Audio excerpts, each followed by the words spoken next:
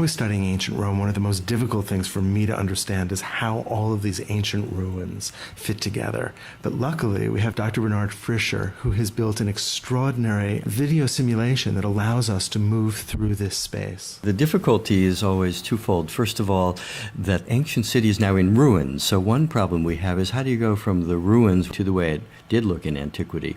Secondly, we only have random ruins. We don't have everything. So even if you could visualize what the Pantheon looked like or the Colosseum, they're a mile apart in the city. What was everything else?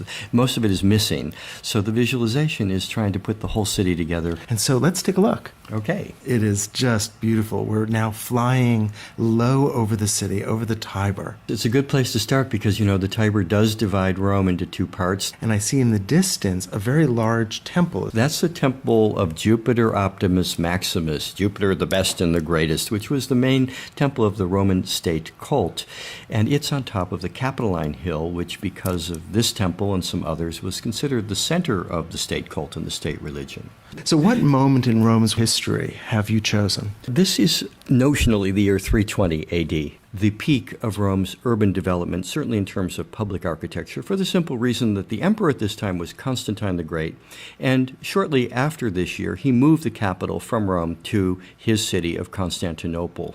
Okay, so we're flying up the river, and after the Capitoline Hill, we see the Palatine Hill, another one of the 7 canonical hills of Rome. And the Palatine is obvious to anybody who visits Rome. If you're in the Forum, this is the great hill with the palaces. In fact, the word palace derives from the word Palatine. The Romans, as time went on in their history, said wherever the emperor is, there the palace is, or the Palatine. So the term palace got detached from this physical hill and came to just mean a place where the ruler lives. And actually, as we're flying past what is the Circus Maximus, I see the Imperial Palace. This is so large, it has literally enveloped the entire hillside. We have to remember this was not only where the emperor lived and his family with him, but it was also the center of government.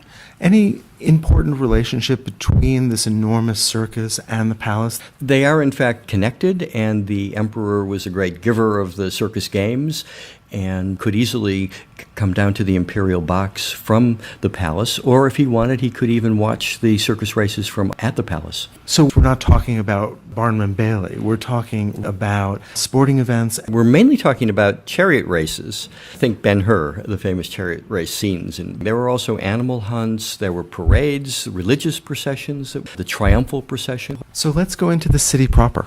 We know that Rome was this mercantile culture that had real markets. How much do we know about the daily lives of the inhabitants? We know a huge amount. We know about their hundreds of trades and professions, the different social classes. We know about their diet. We know about their longevity. The scholars have really reconstructed in great detail what everyday life was like. So one of the most impressive structures that I'm seeing is this aqueduct, this highway for water. Yeah, the Romans are famous for their aqueducts. They never could have had the big city of 1 million or even 2 million that we're now seeing without the aqueducts. It brought water in from 20 or 30 miles away in the mountains. They kept this gravitational system working by getting the sources up in the mountains, bringing it down into the city in the valley, which gave the force to the water. And they were able to somehow calculate a slope of even just 1 foot every 2,000 feet, which is remarkable. We don't know how they could measure so accurately so that the water kept moving gently downhill but relentlessly downhill. There is this kind of ambition, this notion that man can control nature,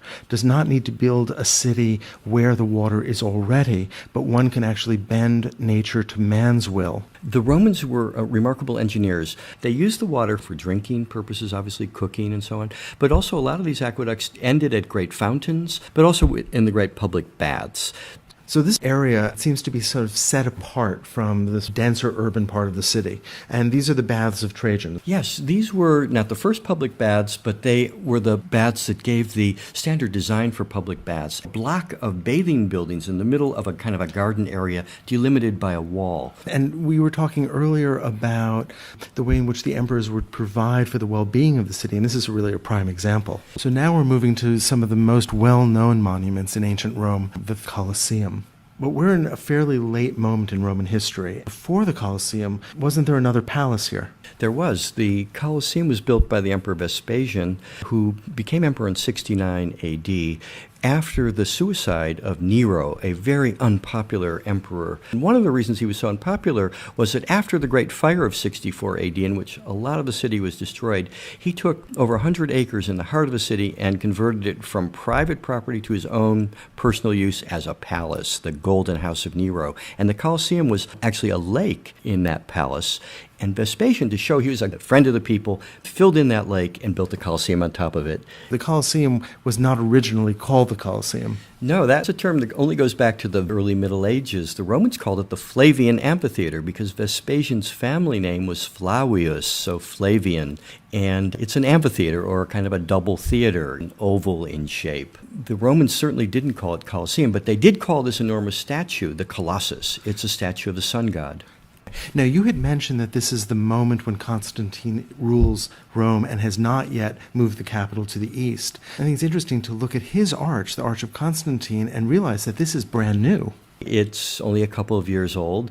Constantine left Rome after he defeated Maxentius at the Battle of the Milvian Bridge. As far as we know, he never came back to Rome to actually see it. So we've just risen over the edge of the Colosseum. We're looking down. This is, in a way, a mirror of Roman society. The best seats are the ones farthest down, closest to the arena, and that was reserved for the emperor, top office holders, priests, and so on. Then behind them were the senators, behind them the wealthy businessmen, and behind them the freeborn normal citizens. At the very top sat women, slaves, and foreigners. So what were they coming to watch? As we can see now, what's going on is the main thing that we associate with the Colosseum, the gladiatorial combats. Another thing that went on here that the Romans loved was hunts of wild animals. The third thing is the execution of criminals, often in very colorful ways that we would find very cruel. So let's make a left turn and move towards the Forum. What is that enormous temple? It's the biggest temple of the state religion. It's a temple of Venus and Rome. It was built by the Emperor Hadrian. It's actually interesting because it's two temples back to back. One part of it is dedicated to the worship of the goddess Venus. That's the one facing the Colosseum. The other to the goddess Roma. That's facing the Forum. And there seems to be a reason for that. Venus is looking at the Colosseum, which is associated with fun and games. Otium, the Romans would say, leisure.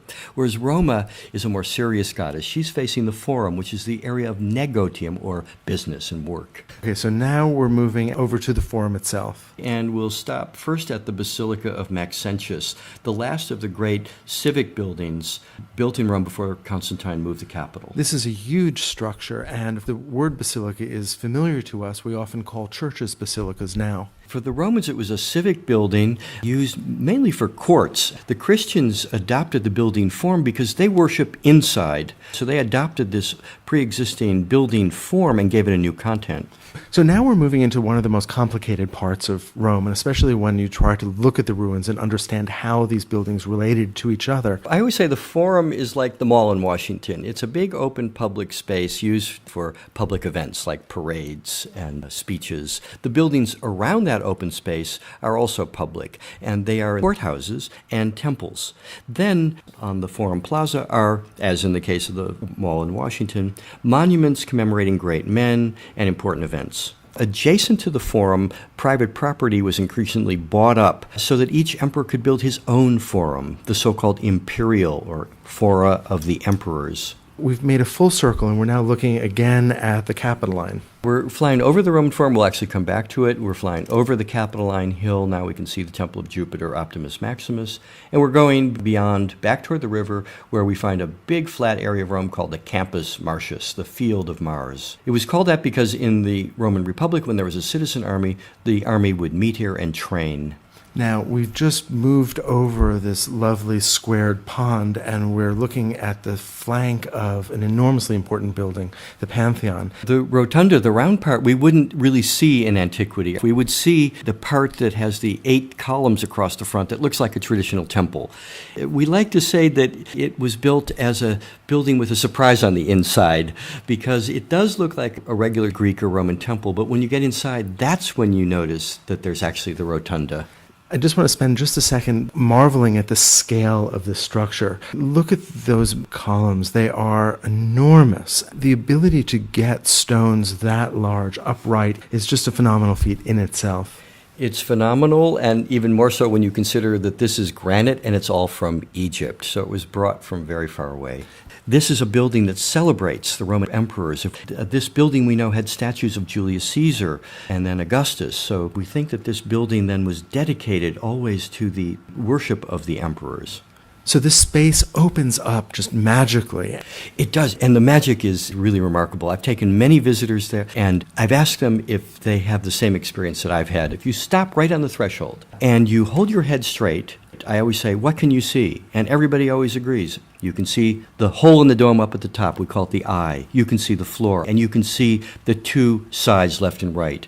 That is to say, this is a grandiose space, but it's right at the limit of human vision. And for me, it always defines what is the classical, which is always derived from the human form, its proportions, and its limitations.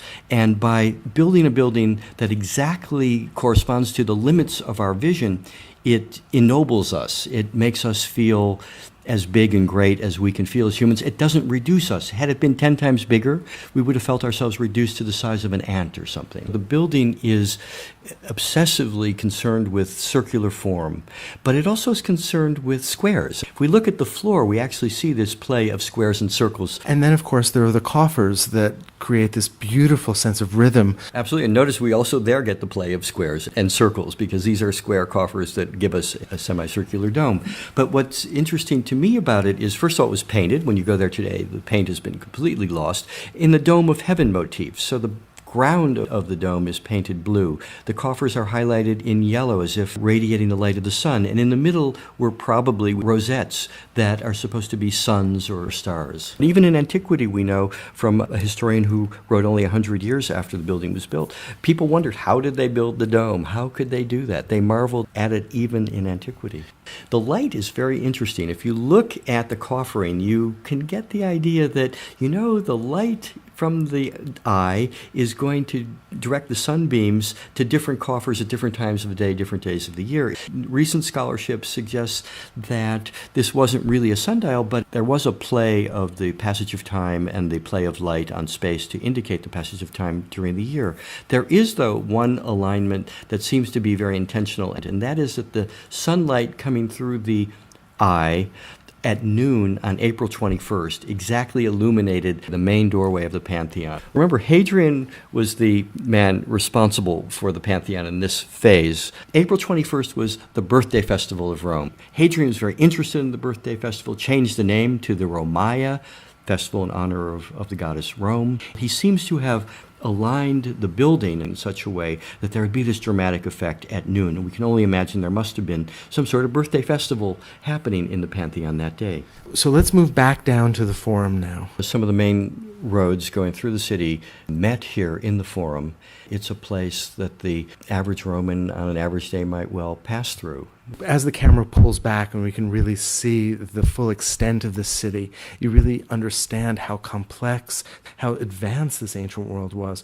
How many buildings were here, do we think? We have 2 censuses from the 4th century AD that suggest there were between 8,000 and 10,000 buildings here. We think the population might have been between 1 and 2 million. The total surface area was about 25 square kilometers. So it was the biggest city in the Western world anyway until 19th century London.